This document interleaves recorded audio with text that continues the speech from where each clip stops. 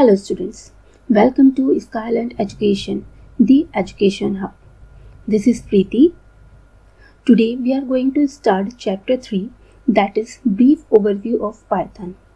This chapter is very lengthy, तो मैंने total 4 videos बनाए हैं इस चैप्टर के लिए, क्योंकि इतना बड़ा चैप्टर था, इसको एक वीडियो में कवर कर पाना बहुत ही ज़्यादा मुश्किल था और इसमें सारा का सारा पाइथन का बेसिक है। तो बेसिक को बहुत ही ज़्यादा डेप्थ में पढ़ना ज़रूरी होता है, क्योंकि अगर हम डेप्थ में नहीं पढ़ेंगे तो आगे की प्रोग्रामिंग हमें समझ में नहीं आएगी। इसीलिए मैंने चैप्टर को बहुत ही ज़्यादा डीप में डिस्क्राइब किया है, जिससे आपका बेसिक क्लियर हो जाएगा। और अगर बेसिक बहुत अच्छे से क्लियर हो जाएगा तो आपको आगे के चैप्टर समझने में बिल्कुल भी प्रॉब्लम नहीं होगी। तो चलिए अपना वीडियो स्टार्ट करते हैं।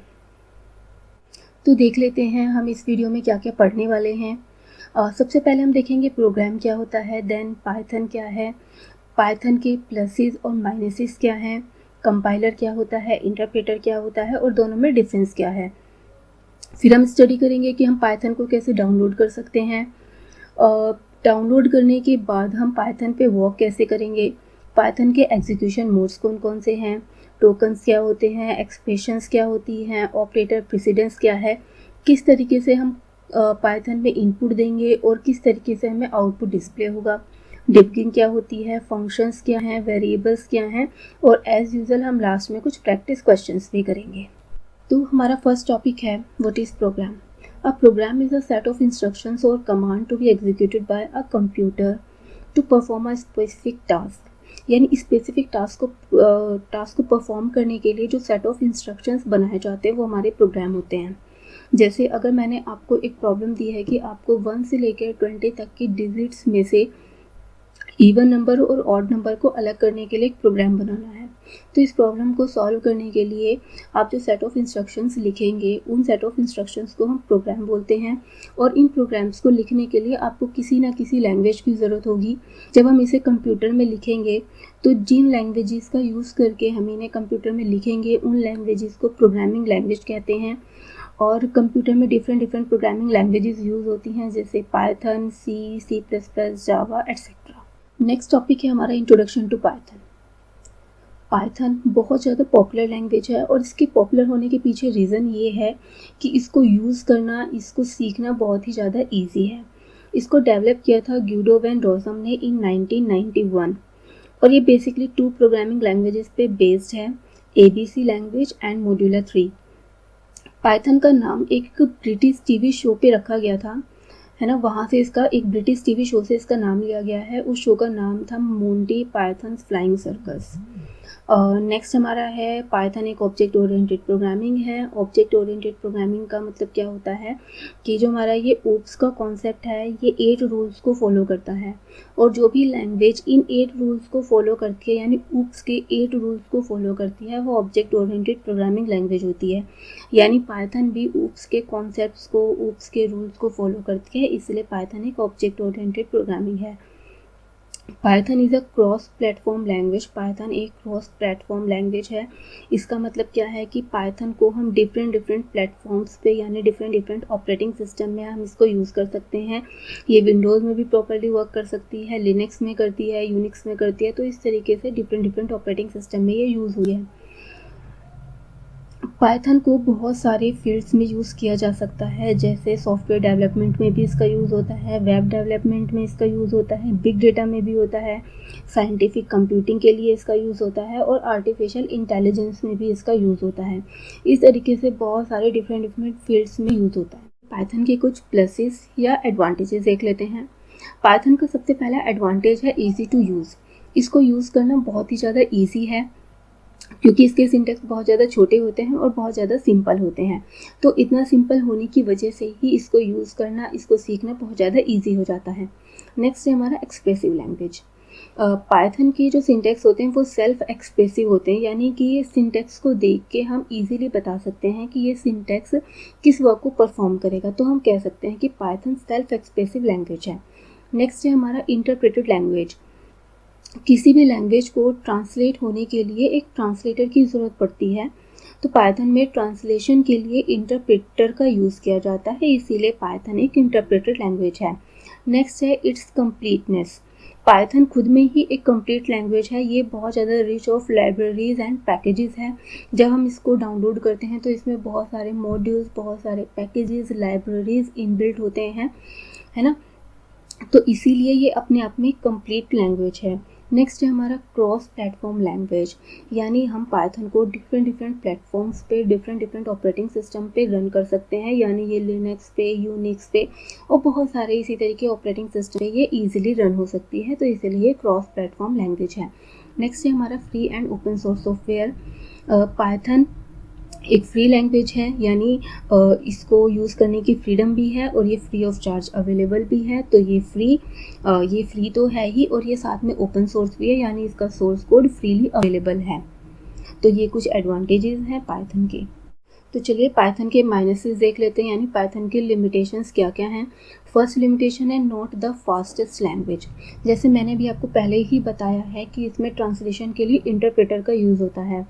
इंटरप्रेटर जब ट्रांसलेशन करता है तो वो लाइन बाय लाइन चेक करता है, जिससे कि पाइथन की परफॉर्मेंस या उसका जो एक्सेस करने का जो टाइम होता है, जो स्पीड होती है, वो कम हो जाती है।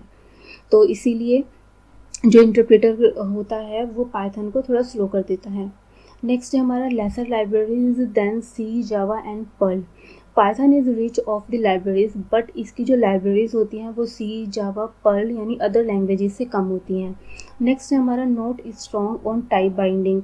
जब हम टाइप बाइंडिंग का यूज़ करते हैं तो उसमें ये स्ट्रॉन्गली परफॉर्म नहीं करता है। नेक्स्ट है हमारा नॉट ईजिली कन्वर्टेबल। जब हम पाइथन के प्रोग्राम को किसी अदर लैंग्वेज में कन्वर्ट करते हैं तो हमें बहुत ज़्यादा प्रॉब्लम फेस करनी पड़ती है, यानी पाइथन के प्रोग्राम को किसी और लैंग्वेज में कन्वर्ट करना काफ़ी डिफ़िकल्ट होता है। नेक्स्ट टॉपिक है हमारा कंपाइलर एंड इंटरप्रेटर। जब हम प्रोग्रामिंग करते हैं, जब हम कोई भी प्रोग्राम बनाते हैं तो उस प्रोग्राम को हम सोर्स कोड बोलते हैं। जब हम सोर्स कोड कंप्यूटर को रन करने के लिए देते हैं तो उससे पहले हमारा प्रोग्राम कन्वर्ट होता है बाइनरी लैंग्वेज में। तो हाई लेवल लैंग्वेज में लिखे हुए प्रोग्राम को, यानी सोर्स कोड को बाइनरी लैंग्वेज में कन्वर्ट करने के लिए हमें ट्रांसलेटर की ज़रूरत पड़ती है। कंप्यूटर में 3 टाइप के ट्रांसलेटर्स हो सकते हैं, जैसे assembler, compiler and interpreter. Assembler का यूज़ होता है असेंबली लैंग्वेज में लिखे गए प्रोग्राम को बाइनरी लैंग्वेज में कन्वर्ट करना। कंपाइलर और इंटरप्रेटर दोनों ही हाई लेवल लैंग्वेज में लिखे गए प्रोग्राम को बाइनरी लैंग्वेज में, यानी मशीन लेवल लैंग्वेज में कन्वर्ट करते हैं। हम यहाँ पे स्टडी करने वाले हैं कंपाइलर और इंटरप्रेटर को। तो कंपाइलर और इंटरप्रेटर दोनों ही हाई लेवल लैंग्वेज में लिखे गए प्रोग्राम को बाइनरी लैंग्वेज में कन्वर्ट करने का वर्क करते हैं, लेकिन दोनों के काम करने का जो तरीका होता है वो डिफरेंट होता है। तो देखते हैं कि किस तरीके से डिफरेंटली वर्क करते हैं। सबसे पहला कंपैरिजन है इनपुट। जो कंपाइलर होता है वो पूरे प्रोग्राम को एक ही साथ एज अ इनपुट ले लेता है, लेकिन जो इंटरप्रेटर होता है वो लाइन बाय लाइन चेक करता है, यानी पहले वो 1 लाइन को चेक करेगा, देन वो 2nd लाइन को चेक करेगा, देन वो 3rd लाइन को चेक करेगा। तो इसमें जो इनपुट जाएगा वो एक टाइम पे सिर्फ एक लाइन जाती है। नेक्स्ट हमारा है आउटपुट। जो हमारा कंपाइलर होता है वो आउटपुट में एक ऑब्जेक्ट कोड जनरेट करता है, लेकिन इंटरप्रेटर कोई भी ऑब्जेक्ट कोड जनरेट नहीं करता है। थर्ड है हमारा वर्किंग मैकेनिज्म। कंपाइलर का जब हम यूज़ करते हैं तो कंपाइलर एग्जीक्यूशन के पहले ही कंपाइलेशन का वो कंप्लीट कर लेता है, लेकिन जब हम इंटरप्रेटर का यूज़ करते हैं तो उसमें कंपाइलेशन और एग्जीक्यूशन साइमल्टेनियसली चलता रहता है। नेक्स्ट है हमारा स्पीड। कंपाइलर की जो स्पीड होती है वो इंटरप्रेटर से फास्ट होती है, लेकिन इंटरप्रेटर की स्पीड कंपैरेटिवली स्लो होगी। नेक्स्ट है हमारा मेमोरी। कंपाइलर को ज़्यादा मेमोरी की ज़रूरत पड़ती है क्योंकि ये ऑब्जेक्ट कोड को जनरेट करता है, लेकिन इंटरप्रेटर को कम मेमोरी की ज़रूरत पड़ेगी क्योंकि ये ऑब्जेक्ट कोड को जनरेट नहीं कर रहा होता है। नेक्स्ट है हमारा एरर्स। कंपाइलर इनपुट में पूरे के पूरे कोड को एक ही साथ ले लेता है, इसीलिए सारी की सारी एरर्स एक ही साथ डिस्प्ले करेगा, लेकिन इंटरप्रेटर जो एरर शो करता है वो लाइन बाय लाइन चेक करता है, लाइन बाय लाइन शो करता है। नेक्स्ट है हमारा एरर डिटेक्शन। कंपाइलर में एरर डिटेक्शन डिफ़िकल्ट होता है क्योंकि ये पूरे प्रोग्राम की मिस्टेक्स को, एरर्स को एक ही साथ डिस्प्ले करता है, तो उसमें एरर्स फाइंड आउट करना बहुत ज़्यादा डिफ़िकल्ट होता है। नेक्स्ट है हमारा इंटरप्रेटर में इंटरप्रेटर में कंपैरेटिवली इजी होता है एरर्स को चेक करना, क्योंकि इसमें जो हमारी एरर्स होती हैं वो सिर्फ एक लाइन में ही होती है, एक लाइन में ही प्रेजेंट टाइम पे वो डिस्प्ले कर रहा होता है, तो इसीलिए हम एक लाइन में से एरर को ईजिली डिटेक्ट कर सकते हैं। कंपाइलर बेस्ड लैंग्वेजेस के एग्जांपल्स हैं जैसे C, C plus plus, C sharp, Scala. Interpreted languages के एग्जांपल हैं PHP, Perl, Python, Ruby etcetera. Python को हम इसकी ऑफिशियल वेबसाइट www.python.org से इजीली डाउनलोड कर सकते हैं, और इसका जो डिफ़ॉल्ट डिस्ट्रीब्यूशन होता है उसको हम सी पाइथन डिस्ट्रीब्यूशन कहते हैं। जब हम सी पाइथन को इंस्टॉल करते हैं तो हमें उसके साथ इंटरप्रेटर, पाइथन IDLE और पिप यानी पैकेज इंस्टॉलर बाय डिफ़ॉल्ट मिलता है। पाइथन का एक और प्लेटफॉर्म है जिसको हम एनाकोंडा पाइथन डिस्ट्रीब्यूशन भी कहते हैं। इसको हम www.anaconda.com.distribution से इजीली डाउनलोड कर सकते हैं। जब हम इसको इंस्टॉल करते हैं तो ये बहुत सारे पैकेजेस और बहुत सारी लाइब्रेरीज़ के साथ मिलता है, जैसे numpy, scipy एंड पांडा। तो चलिए अब हम देखेंगे कि हम इन दोनों डिस्ट्रीब्यूशंस को कैसे डाउनलोड कर सकते हैं। वीडियो में हम सीखने वाले हैं कि हम पाइथन को कैसे डाउनलोड करेंगे, कैसे इंस्टॉल करेंगे और हम कैसे पाइथन पे वर्क करेंगे। तो चलिए वीडियो स्टार्ट करते हैं। सबसे पहले हम अपना क्रोम ओपन कर लेते हैं। यहाँ पे हम टाइप करेंगे www.python.org। ये पाइथन की ऑफिशियल वेबसाइट है। जैसे ही आप एंटर करेंगे तो यहाँ पे आपको क्लिक करना है डाउनलोड्स पे। जब आप डाउनलोड्स पे क्लिक करेंगे यहाँ पे आपको डाउनलोड पाइथन 3.8.2 दिख जाएगा। ये पाइथन का लेटेस्ट वर्जन है। आपको डाउनलोड पे क्लिक करना है। जैसे ही आप इस पे क्लिक करेंगे आपकी डाउनलोडिंग स्टार्ट हो जाएगी। It will take 1 or 2 minutes।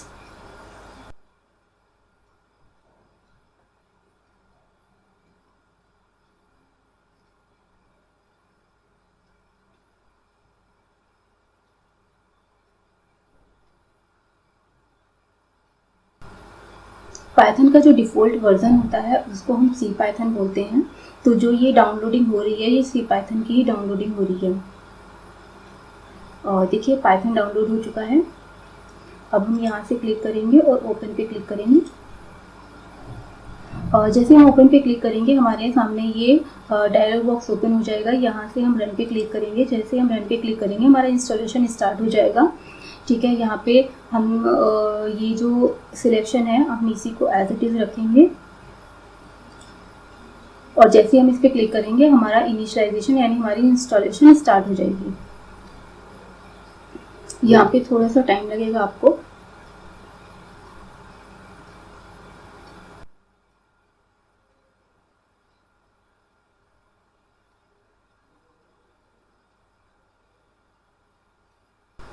तो यहाँ पे हमारा पाइथन इंस्टॉल हो चुका है। अब हम क्लोज पे क्लिक करेंगे।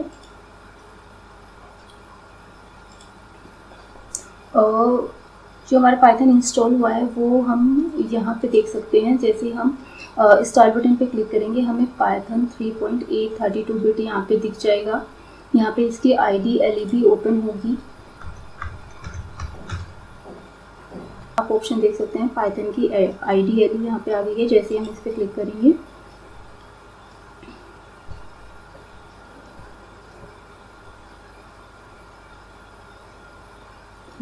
ये हमारे सामने पाइथन ओपन हो चुका है।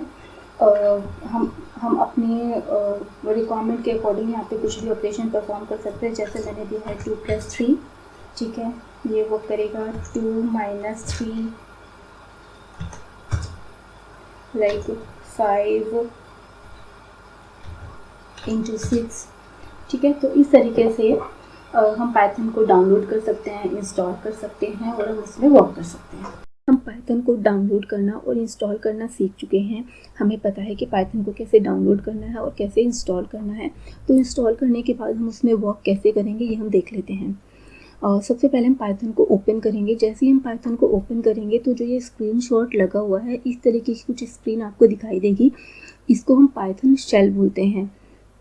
यहाँ पे आप इजीली अपना वर्क स्टार्ट कर सकते हैं, या कोई भी कमांड आपको एग्जीक्यूट करनी है वो कमांड आप यहाँ पे लिख के जैसे एंटर करेंगे तो आपकी कमांड्स एग्जीक्यूट होने लगेंगी। तो पाइथन 2 मोड्स में वर्क करता है, interactive mode and script mode.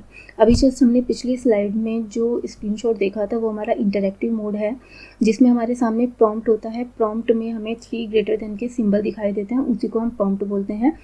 और प्रॉम्प्ट से ही हम किसी वर्क को कर सकते हैं। हम जो कमांड लिखेंगे वो हमारी प्रॉम्प्ट पे ही लिखी जाती हैं। इंटरैक्टिव मोड का यूज़ क्या होता है, अगर हमें किसी सिंगल लाइन को टेस्ट करना है या हमें सिंगल लाइन ही एग्जीक्यूट करनी है, तब हम इंटरैक्टिव मोड में वर्क करते हैं। इंटरैक्टिव मोड में हम लाइन बाय लाइन वर्क करते हैं, यानी पहले हम एक लाइन देंगे या एक स्टेटमेंट देंगे, देन हमें उसका आउटपुट मिलेगा, देन हम अगली देंगे, हमें उसका आउटपुट मिलेगा। तो इसमें हम क्या कर सकते हैं, इसमें हम अगर सेट ऑफ इंस्ट्रक्शन को एक साथ एग्जीक्यूट करना चाहें तो वो हम एग्जीक्यूशन नहीं कर सकते हैं। अगर हमें सेट ऑफ इंस्ट्रक्शन को एक साथ एग्जीक्यूट करना है तो हम स्क्रिप्ट मोड में वर्क करते हैं। तो सेकंड हमारा है script mode.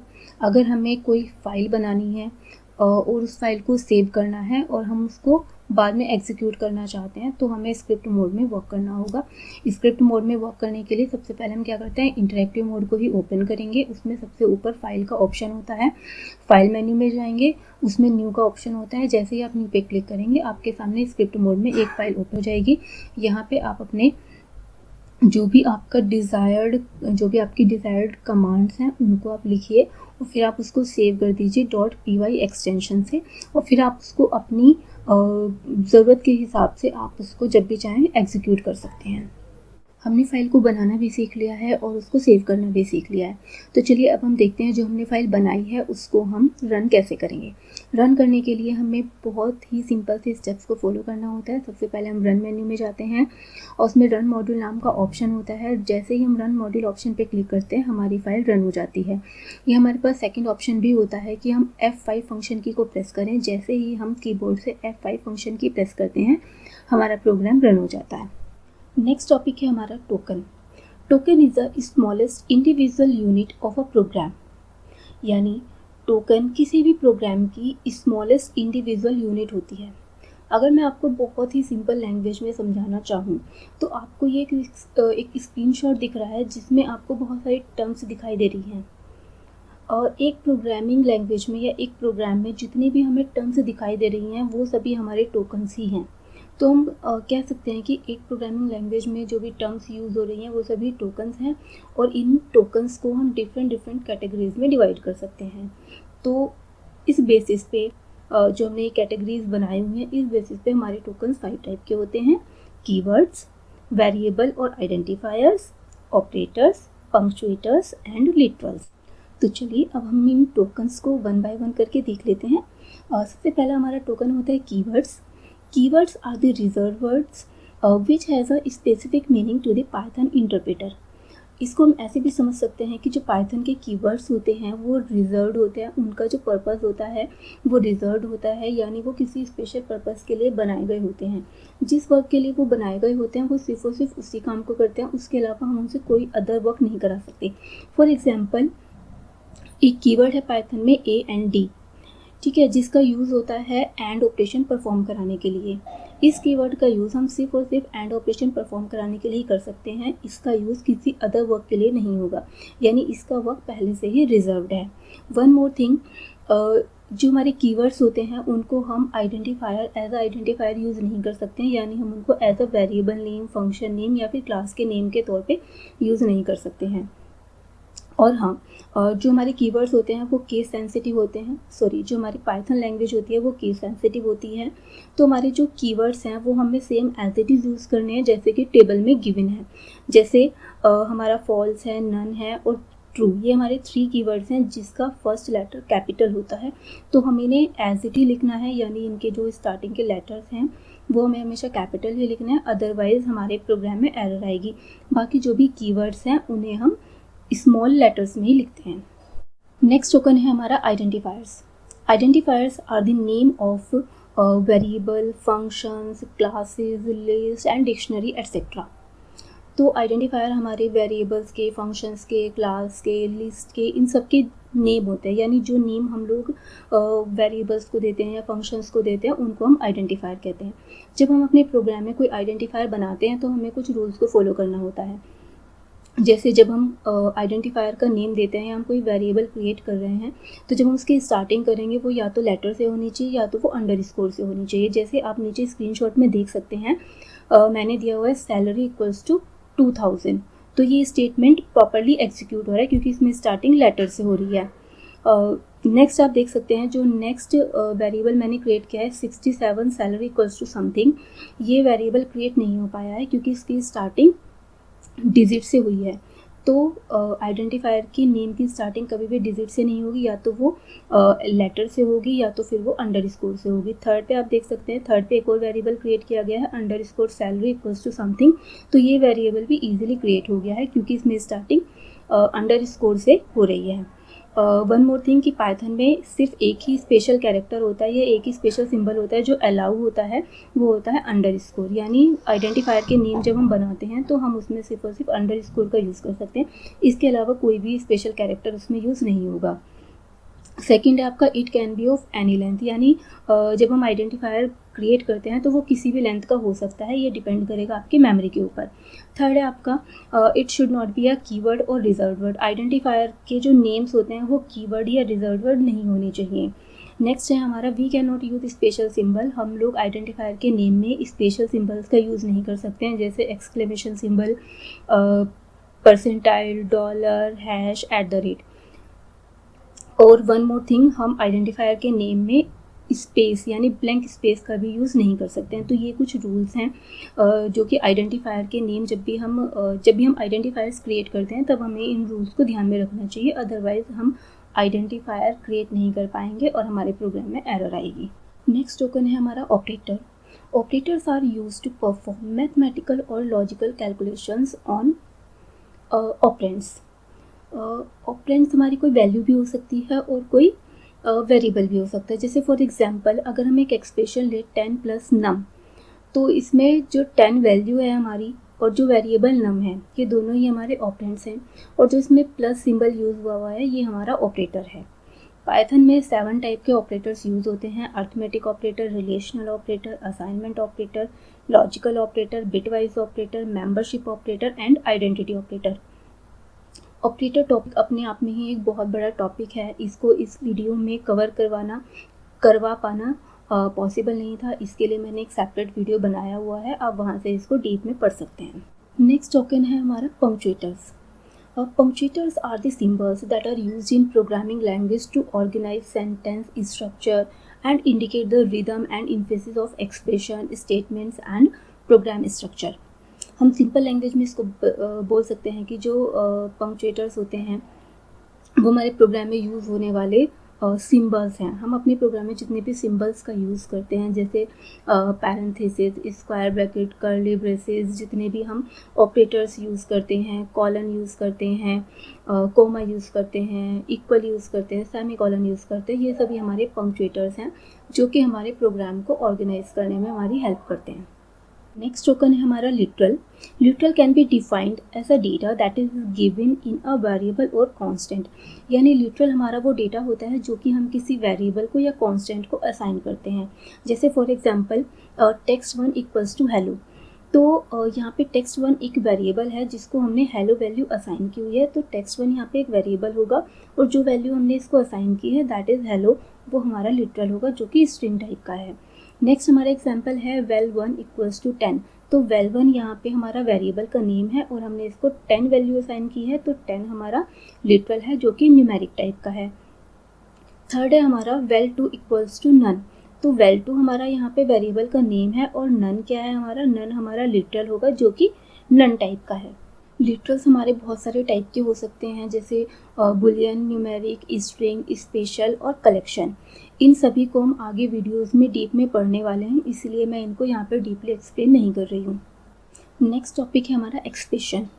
Expression is the combination of constant, variable and operators.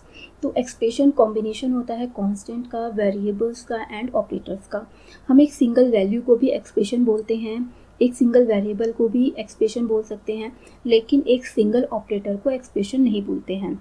यहाँ पे कुछ वैलिड एग्जांपल्स दिए हुए हैं एक्सप्रेशंस के, जैसे फर्स्ट एग्जांपल है 500 एक्सप्रेशन की जो वैल्यू आएगी वो 500 आएगी और इस एक्सप्रेशन का जो टाइप है वो इंटीजर होगा। नेक्स्ट एक्सप्रेशन है हमारी 3.14। इस एक्सप्रेशन की वैल्यू होगी 3.14 और जो इसका टाइप होगा वो फ्लोट होगा। नेक्स्ट एक्सप्रेशन है हमारी 200 प्लस 300। इस एक्सप्रेशन की वैल्यू होगी 500 और इस एक्सप्रेशन का टाइप इंटीजर होगा। नेक्स्ट हमारी एक्सप्रेशन है 10.0 प्लस 5.0। इसकी वैल्यू होगी 15.0 और इसका टाइप होगा फ्लोट। नेक्स्ट टॉपिक है हमारा ऑपरेटर प्रेसिडेंस। प्रेसिडेंस का मतलब होता है ऑर्डर और हायरार्की, यानी अगर हमारे पास एक्सप्रेशन में एक से ज़्यादा ऑपरेटर्स हैं तो वो किस ऑर्डर में एग्जीक्यूट होंगे, यही हमारा ऑपरेटर प्रेसिडेंस होता है। जिस ऑपरेटर का प्रेसिडेंस हाई होता है वो पहले इवेल्युएट होगा और जिस ऑपरेटर का प्रेसिडेंस लो होता है वो बाद में इवेल्युएट होगा। फॉर एग्जाम्पल, मल्टीप्लाई और डिवाइड की प्रेसिडेंस हाई है in comparison of plus and minus. यहाँ पे कुछ ध्यान रखने वाली बातें भी हैं कि अगर एक्सप्रेशन में पैरेंथेसिस यानी स्मॉल ब्रैकेट का यूज़ हुआ है तो पहले पैरेंथेसिस एग्जीक्यूट होगा, यानी पहले वो ब्रैकेट सोल्व होंगे, देन जो भी ऑपरेटर्स हैं वो अकॉर्डिंगली एग्जीक्यूट होंगे। और अगर एक ही एक्सप्रेशन में एक ही ऑपरेटर एक से ज़्यादा बार आया है तो हम उसको लेफ्ट टू राइट इवेलुएट करेंगे। जैसे यहाँ पे एक मैंने एग्जांपल भी लिया है, इसमें हमें 20 प्लस 30 दिया हुआ है जो कि पैरेंथेसिस के अंदर है और फिर उसको मल्टीप्लाई करना है 40 से। तो ये कैसे एग्जीक्यूट होगा, अब 20 प्लस 30 क्योंकि पैरेंथेसिस के अंदर है तो पहले पैरेंथेसिस एग्जीक्यूट होगा, तो हमें आंसर यहाँ से मिलेगा 50 और फिर इस 50 को हम मल्टीप्लाई कर देंगे 40 से, तो आंसर हमारा आ जाएगा 2000। यहाँ पे मैंने आपके लिए एक डायग्राम भी लगाया हुआ है। इस डायग्राम में आप लेवल देख सकते हैं। जिस ऑपरेटर का लेवल हाई है वो पहले एग्जीक्यूट होगा और जिस ऑपरेटर का लेवल लो है वो बाद में एग्जीक्यूट होगा। और अगर एक एक्सप्रेशन में एक ही ऑपरेटर एक से ज़्यादा बार आ जाता है तो हम उसको लेफ्ट टू राइट इवेलुएट करेंगे। तो नेक्स्ट टॉपिक है हमारा इनपुट एंड आउटपुट, यानी हम पाइथन प्रोग्राम में कैसे इनपुट देंगे और अकॉर्डिंगली हमें कैसे आउटपुट मिलेगा। पाइथन प्रोग्राम में इनपुट देने के लिए हम इनपुट फंक्शन का यूज़ करते हैं। स्टूडेंट्स, यहाँ पे मैं आपको एक बात बताना चाहूँगी कि जिस भी वर्ड के आगे आपको ये पैरेंथेसिस या स्मॉल ब्रैकेट दिखे, आप समझ जाइए कि ये कोई फंक्शन है और उसको हम फंक्शन ही पढ़ते हैं। जैसे इनपुट के आगे यहाँ पे आपको पैरेंथेसिस दिख रहे हैं, यानी इनपुट एक फंक्शन है। तो पाइथन प्रोग्राम में इनपुट देने के लिए यानी यूज़र की चॉइस को पूछने के लिए हम इनपुट फंक्शन का यूज़ करते हैं। देखते हैं इसको यूज़ कैसे करते हैं, इसका सिंटेक्स क्या है। आप इसका सिंटेक्स देख सकते हैं, लिखा हुआ है वेरिएबल इक्वल टू इनपुट और पैरेंथेसिस के अंदर लिखा हुआ है प्रॉम्प्ट। वेरिएबल क्या है, कोई भी वेरिएबल का नेम जो कि आपके ऊपर डिपेंड करेगा, आप यहाँ पे कुछ भी दे सकते हैं according to your program. Then आप इनपुट फंक्शन का यूज़ करेंगे और इनपुट फंक्शन के अंदर आप वो स्ट्रिंग लिखेंगे जो कि आप एज अ मैसेज यूज़र के सामने डिस्प्ले कराना चाहते हैं। इनपुट फंक्शन को हम कुछ एग्जाम्पल से समझ लेते हैं। फर्स्ट एग्जाम्पल है हमारा F name equal to input और पैरेंथेसिस के अंदर देन कोट्स के अंदर मैंने लिखा हुआ है एंटर योर फर्स्ट नेम। ठीक है, F name is a variable, input is a function and enter your first name is a message. जब ये स्टेटमेंट एग्जीक्यूट होगा तो आपके सामने डिस्प्ले होगा एंटर योर फर्स्ट नेम और आप उसके आगे अपना नाम या जो भी नाम आप एंटर करना चाहते हैं वो आप एंटर कर सकते हैं। सेकेंड एग्जाम्पल दिया हुआ है age equals to input enter your age. Age यहाँ पे वेरिएबल का नेम है, इनपुट फंक्शन है और एंटर योर एज एक स्ट्रिंग है जो कि यूज़र से जब हम इनपुट लेंगे तब डिस्प्ले होगी। तो जब ये स्टेटमेंट एग्जीक्यूट होगा तो हमारे सामने कुछ इस तरीके से डिस्प्ले होगा एंटर योर एज और यहाँ पे आप अकॉर्डिंगली कुछ भी एज दे सकते हैं, जैसे मैंने 19 दी हुई है। वेल स्टूडेंट्स, यहाँ पे मैं आपको एक चीज़ बताना चाहूँगी कि जो इनपुट फंक्शन है अभी हमने प्रीवियस स्लाइड में पढ़ा है। इनपुट फंक्शन जब हम उसको डेटा देते हैं तो वो उसको एज अ स्ट्रिंग लेता है, चाहे वो इंटीजर टाइप का हो चाहे वो स्ट्रिंग टाइप का हो, लेकिन इनपुट फंक्शन जब उसको लेगा तो वो उसको स्ट्रिंग में कन्वर्ट कर लेता है। अभी हमने एग्जाम्पल देखा था age equals to input enter your age. यहाँ पे जो एज है उसको input function as a string लेता है जबकि वो इंटीजर टाइप का होना चाहिए। तो इस 19 को इंटीजर टाइप में कन्वर्ट करने के लिए हम इनपुट के पूरे स्टेटमेंट को इंट के अंदर रख देंगे। जैसे ही हम इस पर इंट फंक्शन लगाएंगे ये ऑटोमेटिकली न्यूमेरिक में कन्वर्ट हो जाएगा, यानी इसका टाइप इंटीजर हो जाएगा। यहाँ पे मैंने आपको इसका टाइप भी मैंने आपको चेक करके दिखाया है। अगर आप किसी वेरिएबल का टाइप चेक करना चाहते हैं तो आप टाइप और आर्ग्यूमेंट में उस वेरिएबल का नाम दे दीजिएगा तो आपका टाइप आपके सामने डिस्प्ले हो जाएगा, यानी पर्टिकुलर वेरिएबल किस टाइप का ये आपके सामने डिस्प्ले हो जाएगा। तो हमने डेटा को इनपुट करा लिया है। अब हम देखेंगे कि हमने जो डेटा इनपुट कराया है उसे हम स्क्रीन पे कैसे डिस्प्ले कर सकते हैं। तो पाइथन में डेटा को डिस्प्ले कराने के लिए प्रिंट नाम का फंक्शन होता है जो कि स्टैंडर्ड आउटपुट डिवाइसेस पे डेटा को डिस्प्ले कराता है। देखते हैं इसको यूज़ कैसे करते हैं। इसको यूज़ करना बहुत ही ईजी होता है। हम प्रिंट फंक्शन का यूज़ करेंगे और प्रिंट फंक्शन में आर्ग्यूमेंट में हम उस वैल्यू को या फिर उस स्ट्रिंग को या उस मैसेज को रख देंगे जिसको कि हम डिस्प्ले करना चाहते हैं। इसको हम एग्जांपल से समझ सकते हैं, जैसे प्रिंट, और प्रिंट के अंदर हमने आर्ग्यूमेंट में दिया हुआ है कोटेशन के अंदर हेलो। जब ये स्टेटमेंट एग्जीक्यूट होगा तो हमें आउटपुट में हेलो डिस्प्ले हो जाएगा। नेक्स्ट स्टेटमेंट में मैंने दिया हुआ है प्रिंट 10 इंटू 2.5। तो प्रिंट फंक्शन यहाँ पे क्या करेगा, इस वैल्यू को इवेल्युएट करेगा, यानी 25.0 हमें प्रिंट में डिस्प्ले हो जाएगा। जब हम प्रोग्राम बनाते हैं तो उसमें कुछ एरर्स हो सकती हैं। इन एरर्स को हम बग बोलते हैं। और हमारे प्रोग्राम में जो एरर्स हैं, हमें ज़रूरत होती है कि हम उन एरर्स को आइडेंटिफाई करें और उन्हें हम अपने प्रोग्राम से रिमूव करें।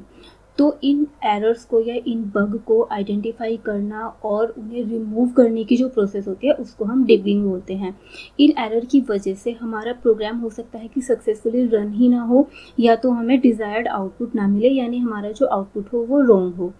पाइथन में 3 टाइप की एरर्स हो सकती हैं: syntax error, logical error and run time error. तो हमारा फर्स्ट एरर का टाइप है सिंटैक्स एरर। हर प्रोग्रामिंग लैंग्वेज में प्रोग्राम को लिखने के कुछ रूल्स होते हैं। इन रूल्स को हम सिंटैक्स कहते हैं। अगर हमने प्रोग्राम बनाया है और उसका सिंटैक्स हमने सही नहीं लिखा है तो वो सिंटैक्स एरर के अंदर आता है।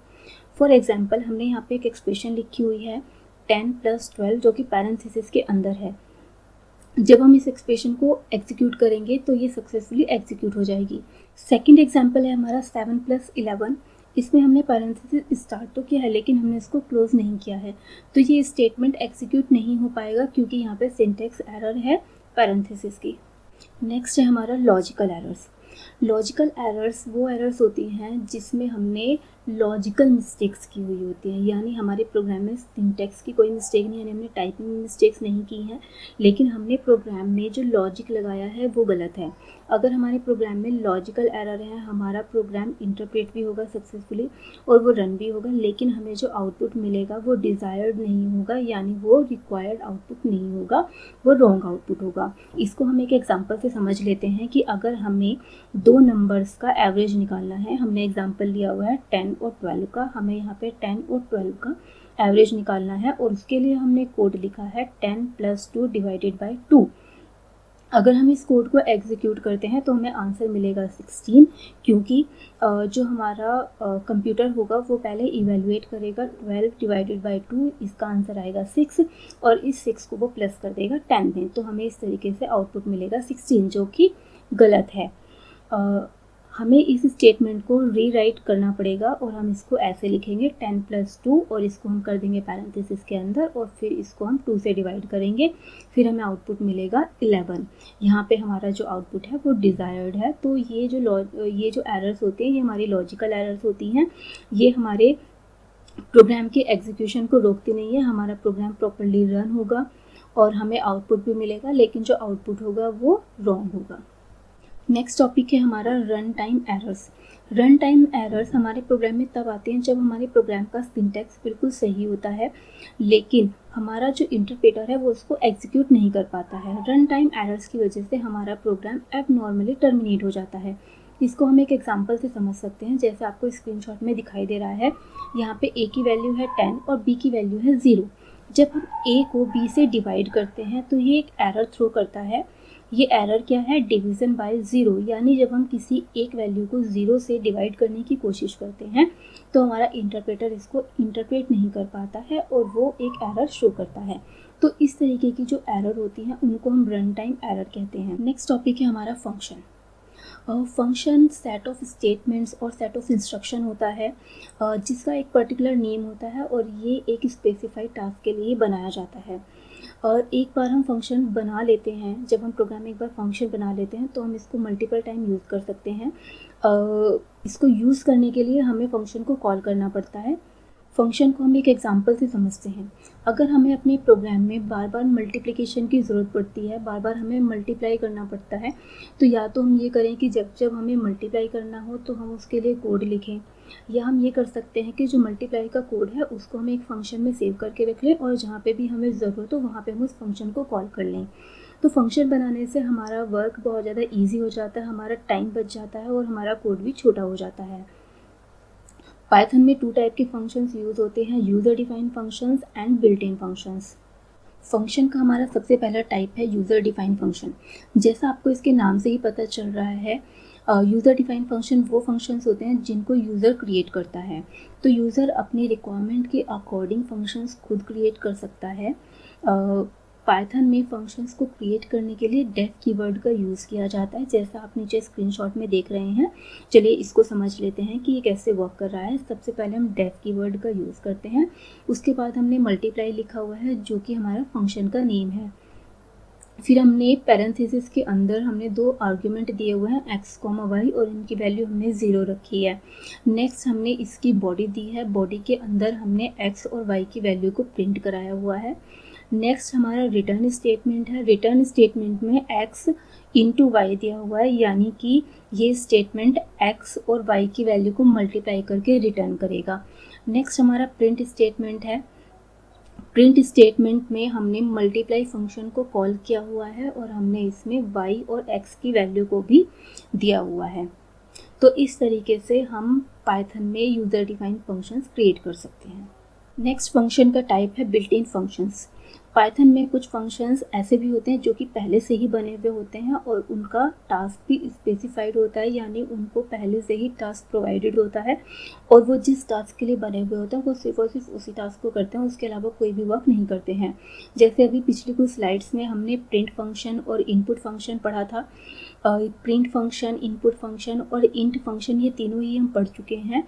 इनके टास्क स्पेसिफाइड हैं और ये जिस टास्क के लिए बने हुए हैं सिर्फ उसी टास्क को परफॉर्म करेंगे। जैसे प्रिंट फंक्शन का यूज़ होता है आउटपुट को डिस्प्ले करना, इनपुट फंक्शन का यूज़ होता है यूज़र से इनपुट लेना और इंट डेटा कन्वर्जन का काम करता है, ये डेटा को कन्वर्ट करता है इंटीजर टाइप में।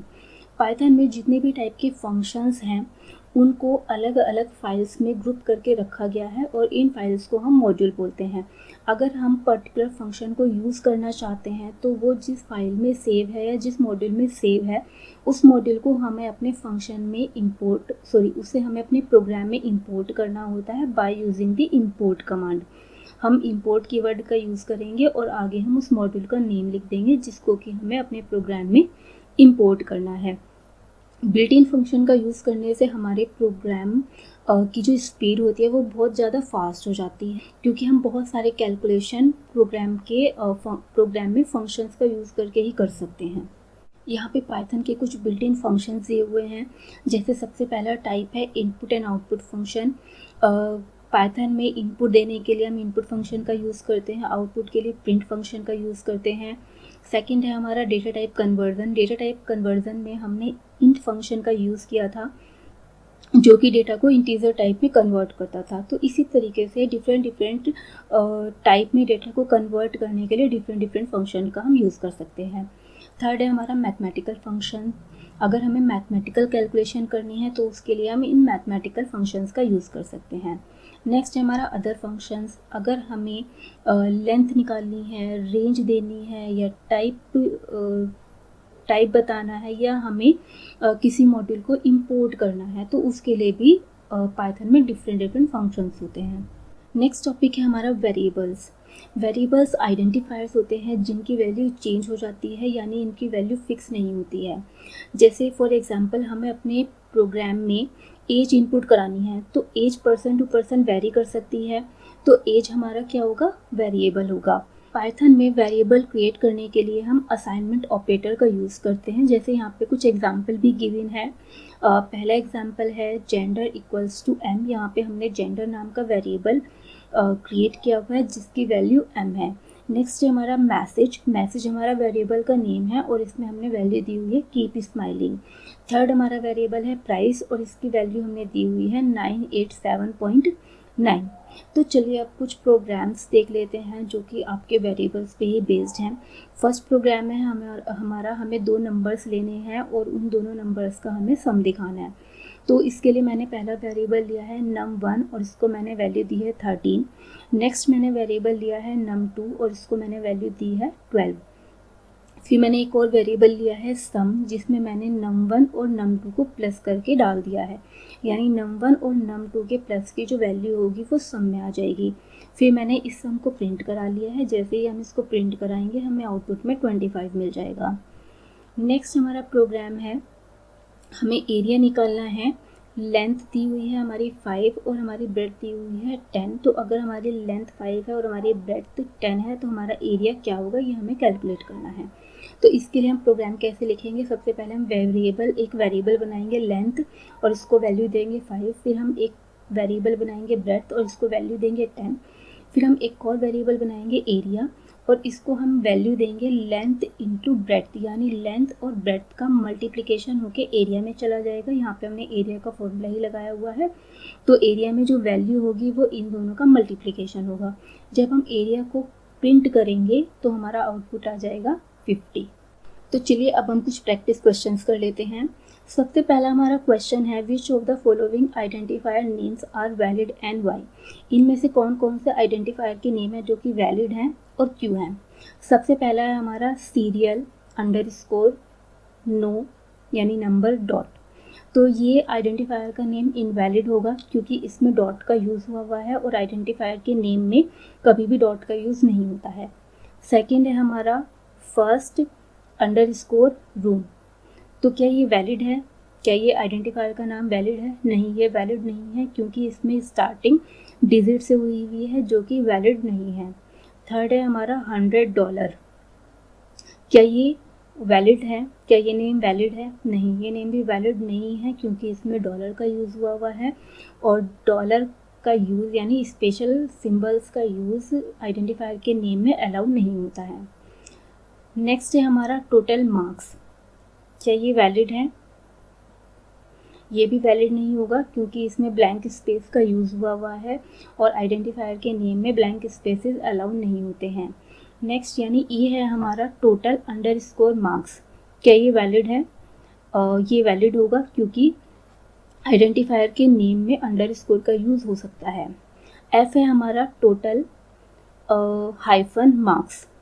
ये भी हमारा वैलिड नहीं होगा क्योंकि इसमें हाइफन का यूज़ हुआ है और हाइफन एक स्पेशल सिंबल है जो कि अलाउ नहीं होता आइडेंटिफायर के नेम में।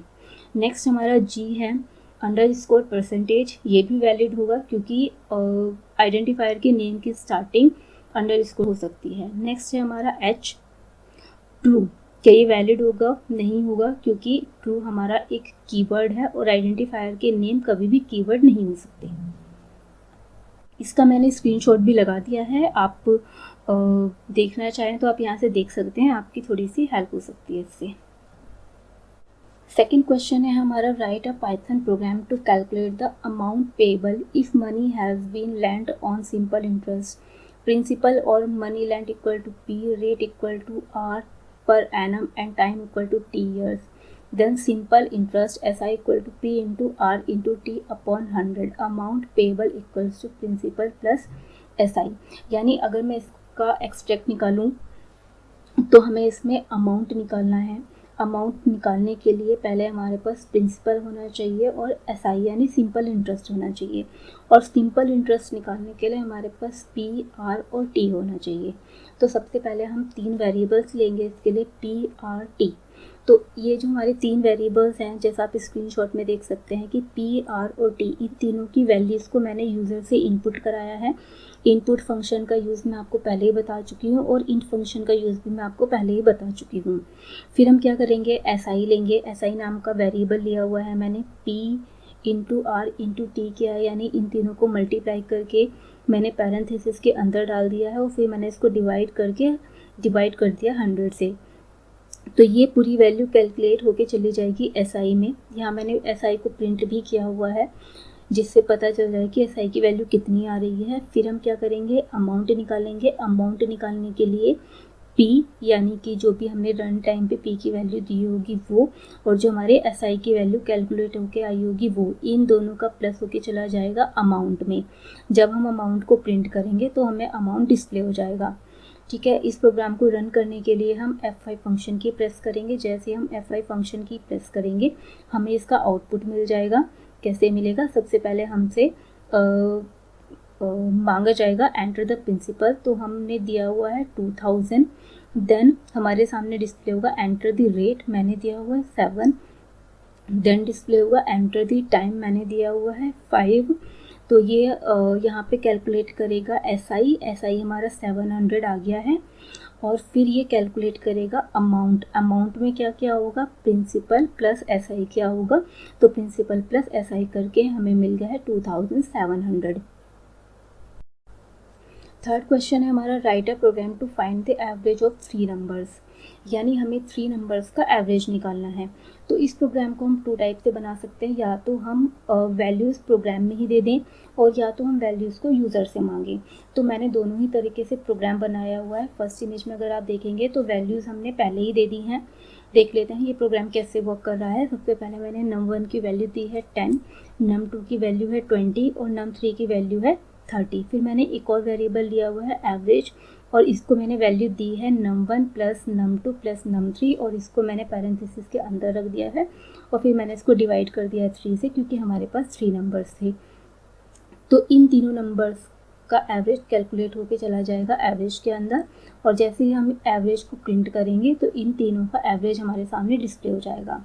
सेकेंड मेथड आपको दिखाई दे रहा है इमेज 2 में। इसमें हमने क्या किया हुआ है, इसमें हमने जो नंबर्स की वैल्यू है वो हमने यूज़र से मांगी है।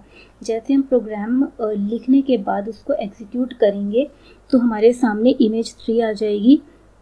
इसमें सबसे पहले हमारे सामने डिस्प्ले होगा एंटर नंबर 1, हमने दिया है 10। फिर हमसे पूछा जाएगा एंटर नंबर 2, हमने दिया हुआ है 20। फिर हमसे पूछा जाएगा एंटर नंबर 3, यहाँ पे हमने दिया है 30। तो इन तीनों का एवरेज कैलकुलेट होके हमारे सामने डिस्प्ले हो जाएगा, दैट इज़ 20.0। तो इस तरीके से इन दोनों में से किसी भी मेथड का यूज़ करके हम एवरेज कैलकुलेट कर सकते हैं। नेक्स्ट क्वेश्चन है हमारा, write a program that ask the user to enter one's name and age, print out a message addressed to the user that tell the user the year in which he or she will turn 100 years old। इस programme में हमें क्या करना है, इस programme में हमें user से उसका नेम और एज इनपुट करानी है, और हमें उसकी एज के बेस पे बताना है कि वो कितनी, यानी वो कौन से ईयर में 100 ईयर का हो जाएगा या हो जाएगी। तो चलिए इस प्रोग्राम को देखते हैं कैसे बनाएंगे। सबसे पहले जो स्क्रीनशॉट लगा हुआ है उसमें मैंने वेरिएबल लिया हुआ है यूज़र, जो कि यूज़र से उसका नेम एज ए इनपुट मांगेगा। नेक्स्ट मैंने लिया हुआ है एज, ये यूज़र की एज इनपुट कराने के लिए है। फॉर एग्जांपल हमने यहाँ पे एज दी है 9। थर्ड मैंने वेरिएबल लिया हुआ है डिफ, यानी डिफरेंस। डिफरेंस में मैंने दिया हुआ है 100 माइनस एज, यानी अगर किसी की एज 9 है तो डिफरेंस की वैल्यू क्या हो जाएगी, 100 माइनस 9 यानी कि 91। तो डिफरेंस की वैल्यू प्रेजेंट टाइम पे 91 हो चुकी है। नेक्स्ट मैंने एक HUND यानी 100 नाम का वेरिएबल लिया हुआ है। इसमें मैंने क्या वैल्यू डाली है, इसमें मैंने वैल्यू डाली है 2020 प्लस डिफ, यानी कि डिफरेंस। डिफरेंस की वैल्यू प्रेजेंट टाइम पे कितनी है, 91। तो HUN की वैल्यू क्या होगी, 2020 प्लस 91, यानी जो बंदा आज प्रेजेंट टाइम पे 9 का है, यानी 9 ईयर्स का है, वो 100 ईयर्स का कितने साल बाद होगा, 91 ईयर्स के बाद। तो अगर मैं 2020 में 91 को ऐड कर दूं तो मुझे वो ईयर मिल जाएगा जिसमें कि वो 100 ईयर्स का कंप्लीट होगा। तो वही मैंने किया है, 2020 में मैंने 91 को प्लस कर दिया है और उसको मैंने डाल दिया है HUN में।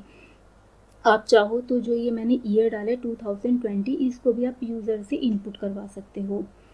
ठीक है, फिर मैंने इसको प्रिंट करा दिया है। प्रिंट कराने के लिए मैंने क्या किया है, हाई यूज़र में जो भी आपने नेम इनपुट कराया होगा वो आ जाएगा। इन यहाँ पे मैसेज है HUN, यानी वो कितने साल बाद 100 ईयर्स का हो जाएगा, यहाँ पे वो वैल्यू डिस्प्ले हो जाएगी।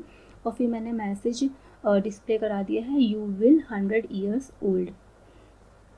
तो देख लेते हैं ये कैसे डिस्प्ले होगा। सबसे पहले ये आपसे नेम मांगेगा, मैंने इनपुट किया है सानवी। फिर आपसे एज मांगेगा, मैंने इनपुट किया है 9। और ये आउटपुट कैसे शो करेगा, हाय सानवी इन 2111 यू विल 100 ईयर्स ओल्ड। तो इस तरीके से हमारा आउटपुट डिस्प्ले हो जाएगा। सो यहीं पे हमारा फर्स्ट वीडियो कंप्लीट हो जाता है थर्ड चैप्टर का। आई होप आपको अच्छे से समझ में आ गया होगा। अगर आपको कुछ समझ में नहीं आया है या कोई टॉपिक आपको क्लियर नहीं हो पाया है तो आप मुझे नीचे कमेंट करके बता सकते हैं। ये चैप्टर काफ़ी लेंथी था तो इसलिए इसको एक वीडियो में कवर कर पाना पॉसिबल नहीं हो रहा था, तो मैंने इस पर 3 वीडियोस मैंने और बनाए हैं 3 डिफरेंट टॉपिक पे, जो कि इस चैप्टर के काफ़ी बड़े बड़े टॉपिक थे, जैसे डेटा टाइप, ऑपरेटर और कंट्रोल स्ट्रक्चर। इन तीनों ही टॉपिक पे सेपरेट वीडियोज़ हैं। तो मिलते हैं नए वीडियो में। Thank you for watching and keep watching my videos. Thank you.